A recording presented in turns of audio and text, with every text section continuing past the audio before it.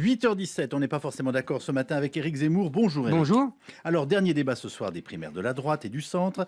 Avant le premier tour qui aura lieu dimanche, on le rappelle, les pronostics semblent de plus en plus délicats à faire, Éric. Fillon remonte dans la dernière ligne droite. Sarkozy ne veut pas céder la corde. Juppé donne des signes d'essoufflement. Le maire est distancé. Copé et NKM n'ont jamais pris le départ. Et Poisson fait le tour de piste à l'envers. La primaire, c'est une course de chevaux où les montures se prennent pour les jockeys, sous des commentaires de journalistes qui ne distinguent pas les Kazakhs et arbitrés par des juges sondeurs qui croient que c'est une compétition automobile. Le général de Gaulle voulait arracher l'élection présidentielle au parti pour la donner au peuple. Les primaires ont rendu la présidentielle au parti qui la confie aux médias et aux sondeurs qui ne savent pas quoi en faire. Lors des deux précédents socialistes, les électeurs de gauche ont sagement mis leur bulletin là où les médias et les sondeurs leur disaient de le mettre. Un coup pour Ségolène, un coup pour François. On restait en famille. Si les électeurs de droite étaient aussi obéissants, Juppé n'aurait pas de souci à se faire. Mais voilà, l'électeur de droite est un anarchiste qui aime l'ordre. Il n'en fait qu'à sa tête. Personne ne sait quel électeur de droite viendra voter. L'électeur de gauche pourrait être tenté de se déguiser en homme de droite pour mettre son grain de sel. Et l'électeur du centre aussi. Non, il n'y a pas d'électeur du centre. Il n'y a que des élus centristes. Même les Verts ont organisé leur primaire, mais les électeurs furent presque aussi nombreux que les candidats. Alors, qui ira voter, Éric ? La vérité est qu'on ne connaît pas à l'avance la réalité du corps électoral de la primaire, de la droite et du centre. Les sondeurs nous disent que ce sera un cadre retraité. Pas de jeunes ni d'ouvriers. La primaire est éminemment moderne. Elle réinvente le suffrage censitaire. Louis-Philippe, nous voilà. Nos élites distinguées vous diront que c'est beaucoup mieux ainsi. Quand les ouvriers et les hommes non diplômés se déplacent, cela ne donne que des catastrophes, le Brexit et Trump. Chacun voit midi à sa porte.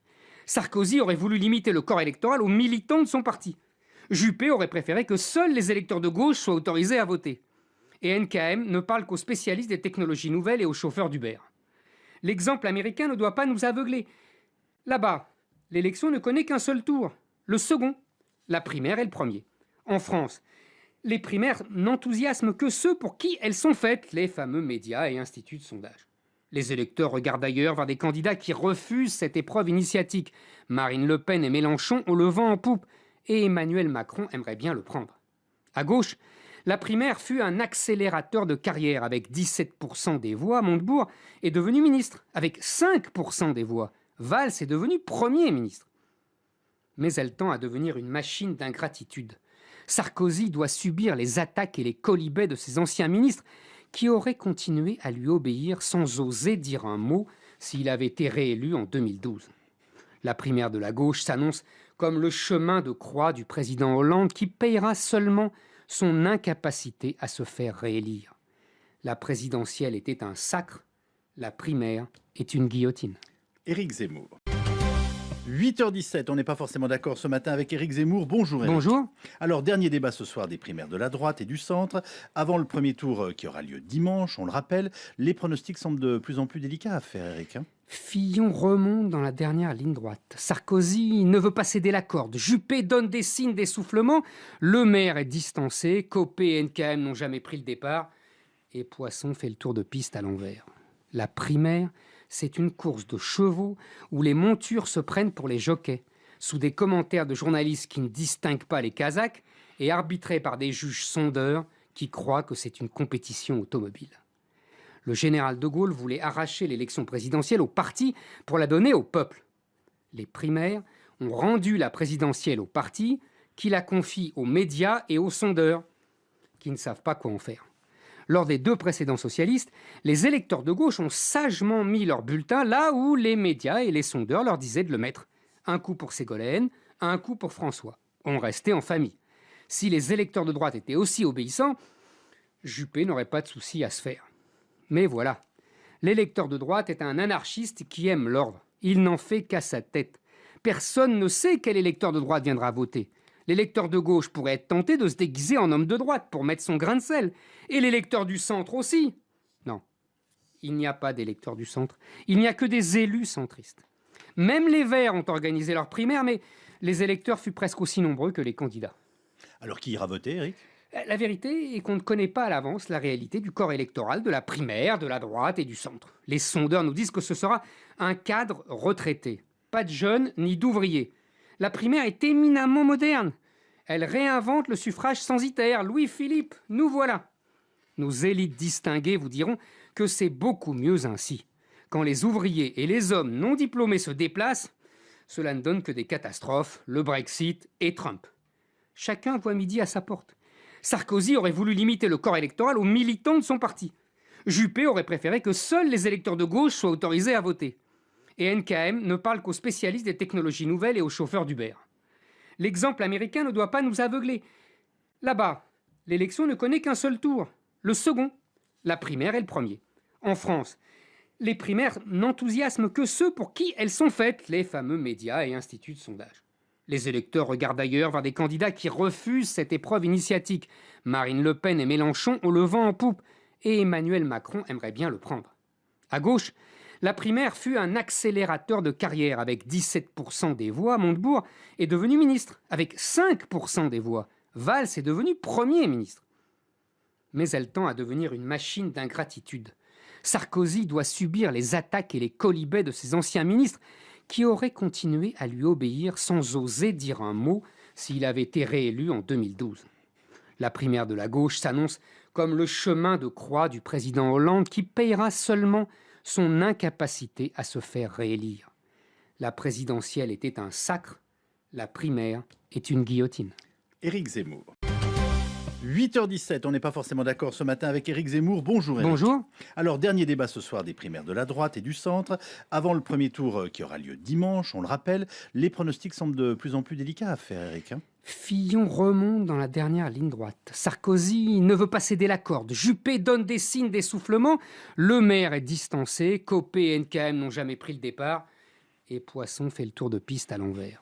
La primaire, c'est une course de chevaux où les montures se prennent pour les jockeys, sous des commentaires de journalistes qui ne distinguent pas les Kazakhs et arbitrés par des juges sondeurs qui croient que c'est une compétition automobile. Le général de Gaulle voulait arracher l'élection présidentielle au parti pour la donner au peuple.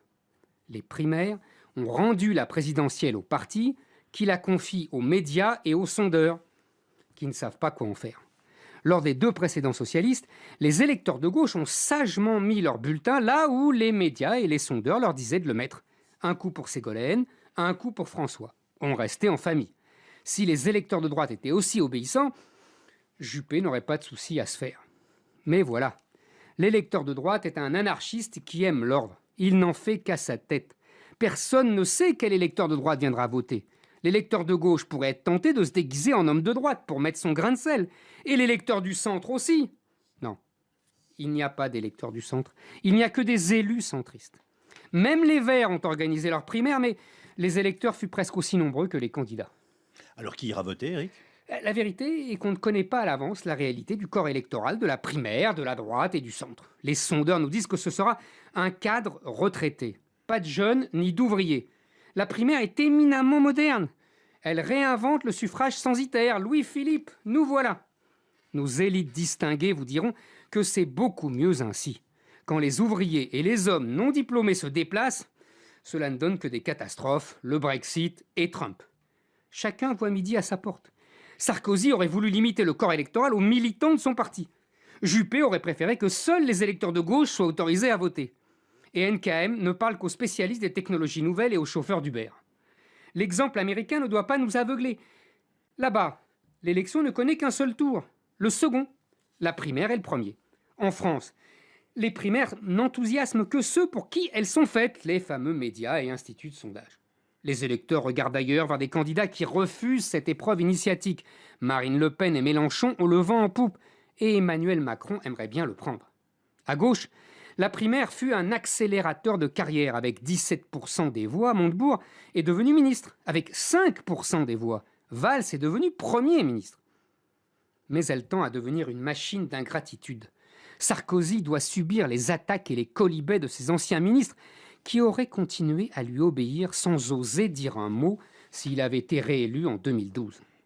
La primaire de la gauche s'annonce comme le chemin de croix du président Hollande qui payera seulement son incapacité à se faire réélire. La présidentielle était un sacre, la primaire est une guillotine. Éric Zemmour. 8h17, on n'est pas forcément d'accord ce matin avec Éric Zemmour. Bonjour Éric. Bonjour. Alors, dernier débat ce soir des primaires de la droite et du centre. Avant le premier tour qui aura lieu dimanche, on le rappelle, les pronostics semblent de plus en plus délicats à faire, Éric. Fillon remonte dans la dernière ligne droite. Sarkozy ne veut pas céder la corde. Juppé donne des signes d'essoufflement. Le maire est distancé. Copé et NKM n'ont jamais pris le départ. Et Poisson fait le tour de piste à l'envers. La primaire, c'est une course de chevaux où les montures se prennent pour les jockeys, sous des commentaires de journalistes qui ne distinguent pas les Kazakhs et arbitrés par des juges sondeurs qui croient que c'est une compétition automobile. Le général de Gaulle voulait arracher l'élection présidentielle au parti pour la donner au peuple. Les primaires ont rendu la présidentielle au parti qui la confie aux médias et aux sondeurs qui ne savent pas quoi en faire. Lors des 2 précédents socialistes, les électeurs de gauche ont sagement mis leur bulletin là où les médias et les sondeurs leur disaient de le mettre. Un coup pour Ségolène, un coup pour François. On restait en famille. Si les électeurs de droite étaient aussi obéissants, Juppé n'aurait pas de souci à se faire. Mais voilà, l'électeur de droite est un anarchiste qui aime l'ordre. Il n'en fait qu'à sa tête. Personne ne sait quel électeur de droite viendra voter. L'électeur de gauche pourrait être tenté de se déguiser en homme de droite pour mettre son grain de sel. Et l'électeur du centre aussi. Non, il n'y a pas d'électeur du centre. Il n'y a que des élus centristes. Même les Verts ont organisé leur primaire, mais les électeurs furent presque aussi nombreux que les candidats. Alors, qui ira voter, Éric ? La vérité est qu'on ne connaît pas à l'avance la réalité du corps électoral de la primaire, de la droite et du centre. Les sondeurs nous disent que ce sera un cadre retraité. Pas de jeunes ni d'ouvriers. La primaire est éminemment moderne. Elle réinvente le suffrage censitaire. Louis-Philippe, nous voilà. Nos élites distinguées vous diront que c'est beaucoup mieux ainsi. Quand les ouvriers et les hommes non diplômés se déplacent, cela ne donne que des catastrophes, le Brexit et Trump. Chacun voit midi à sa porte. Sarkozy aurait voulu limiter le corps électoral aux militants de son parti. Juppé aurait préféré que seuls les électeurs de gauche soient autorisés à voter. Et NKM ne parle qu'aux spécialistes des technologies nouvelles et aux chauffeurs d'Uber. L'exemple américain ne doit pas nous aveugler. Là-bas, l'élection ne connaît qu'un seul tour, le second. La primaire est le premier. En France, les primaires n'enthousiasment que ceux pour qui elles sont faites, les fameux médias et instituts de sondage. Les électeurs regardent ailleurs vers des candidats qui refusent cette épreuve initiatique. Marine Le Pen et Mélenchon ont le vent en poupe, et Emmanuel Macron aimerait bien le prendre. À gauche, la primaire fut un accélérateur de carrière. Avec 17% des voix, Montebourg est devenu ministre. Avec 5% des voix, Valls est devenu Premier ministre. Mais elle tend à devenir une machine d'ingratitude. Sarkozy doit subir les attaques et les quolibets de ses anciens ministres qui auraient continué à lui obéir sans oser dire un mot s'il avait été réélu en 2012. La primaire de la gauche s'annonce comme le chemin de croix du président Hollande qui payera seulement son incapacité à se faire réélire. La présidentielle était un sacre, la primaire est une guillotine. Éric Zemmour. 8h17, on n'est pas forcément d'accord ce matin avec Éric Zemmour. Bonjour Éric. Bonjour. Alors, dernier débat ce soir des primaires de la droite et du centre. Avant le premier tour qui aura lieu dimanche, on le rappelle, les pronostics semblent de plus en plus délicats à faire, Éric. Fillon remonte dans la dernière ligne droite. Sarkozy ne veut pas céder la corde. Juppé donne des signes d'essoufflement. Le maire est distancé. Copé et NKM n'ont jamais pris le départ. Et Poisson fait le tour de piste à l'envers.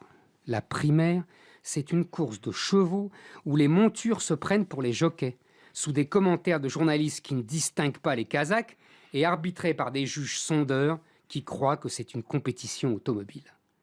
Le général de Gaulle voulait arracher l'élection présidentielle au parti pour la donner au peuple. Les primaires ont rendu la présidentielle au parti qui la confie aux médias et aux sondeurs qui ne savent pas quoi en faire. Lors des 2 précédents socialistes, les électeurs de gauche ont sagement mis leur bulletin là où les médias et les sondeurs leur disaient de le mettre. Un coup pour Ségolène, un coup pour François. On restait en famille. Si les électeurs de droite étaient aussi obéissants, Juppé n'aurait pas de souci à se faire. Mais voilà, l'électeur de droite est un anarchiste qui aime l'ordre. Il n'en fait qu'à sa tête. Personne ne sait quel électeur de droite viendra voter. L'électeur de gauche pourrait être tenté de se déguiser en homme de droite pour mettre son grain de sel. Et l'électeur du centre aussi. Non, il n'y a pas d'électeur du centre. Il n'y a que des élus centristes. Même les Verts ont organisé leur primaire, mais Les électeurs furent presque aussi nombreux que les candidats. Alors qui ira voter, Eric? La vérité est qu'on ne connaît pas à l'avance la réalité du corps électoral de la primaire, de la droite et du centre. Les sondeurs nous disent que ce sera un cadre retraité. Pas de jeunes ni d'ouvriers. La primaire est éminemment moderne. Elle réinvente le suffrage censitaire. Louis-Philippe, nous voilà. Nos élites distinguées vous diront que c'est beaucoup mieux ainsi. Quand les ouvriers et les hommes non diplômés se déplacent, cela ne donne que des catastrophes, le Brexit et Trump. Chacun voit midi à sa porte. Sarkozy aurait voulu limiter le corps électoral aux militants de son parti. Juppé aurait préféré que seuls les électeurs de gauche soient autorisés à voter. Et NKM ne parle qu'aux spécialistes des technologies nouvelles et aux chauffeurs d'Uber. L'exemple américain ne doit pas nous aveugler. Là-bas, l'élection ne connaît qu'un seul tour, le second. La primaire est le premier. En France, les primaires n'enthousiasment que ceux pour qui elles sont faites, les fameux médias et instituts de sondage. Les électeurs regardent ailleurs vers des candidats qui refusent cette épreuve initiatique. Marine Le Pen et Mélenchon ont le vent en poupe, et Emmanuel Macron aimerait bien le prendre. À gauche, la primaire fut un accélérateur de carrière. Avec 17% des voix, Montebourg est devenu ministre. Avec 5% des voix, Valls est devenu Premier ministre. Mais elle tend à devenir une machine d'ingratitude. Sarkozy doit subir les attaques et les quolibets de ses anciens ministres qui auraient continué à lui obéir sans oser dire un mot s'il avait été réélu en 2012. La primaire de la gauche s'annonce comme le chemin de croix du président Hollande qui payera seulement son incapacité à se faire réélire. La présidentielle était un sacre, la primaire est une guillotine. Éric Zemmour. 8h17, on n'est pas forcément d'accord ce matin avec Éric Zemmour. Bonjour Éric. Bonjour. Alors, dernier débat ce soir des primaires de la droite et du centre. Avant le premier tour qui aura lieu dimanche, on le rappelle, les pronostics semblent de plus en plus délicats à faire, Éric. Fillon remonte dans la dernière ligne droite. Sarkozy ne veut pas céder la corde. Juppé donne des signes d'essoufflement. Le maire est distancé. Copé et NKM n'ont jamais pris le départ. Et Poisson fait le tour de piste à l'envers. La primaire, c'est une course de chevaux où les montures se prennent pour les jockeys, sous des commentaires de journalistes qui ne distinguent pas les Kazakhs et arbitrés par des juges sondeurs qui croient que c'est une compétition automobile.